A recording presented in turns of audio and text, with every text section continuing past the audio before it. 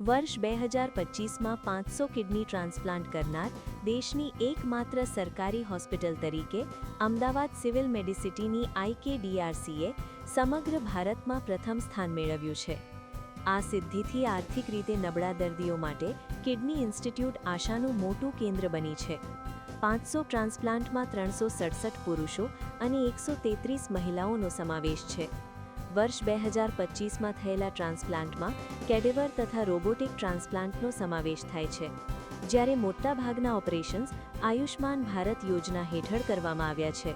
એ આખી ટીમ તરીકે કામ કરી કેડેવર ટ્રાન્સપ્લાન્ટ પ્રોગ્રામને પણ ઊભો થવામાં બહુ મોટો ફાળો આપ્યો.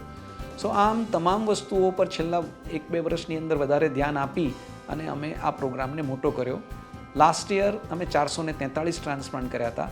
આ વર્ષે 500ના આંકડાને અમે અડી લીધો છે. 502 ટ્રાન્સપ્લાન્ટ થયા કુલ. હોપ કે આ જ આંકડો અમે મેન્ટેન કરી શકીએ, કારણ કે અથવા તો એનાથી વધી શકે, કારણ કે દર્દીની જરૂરિયાત છે.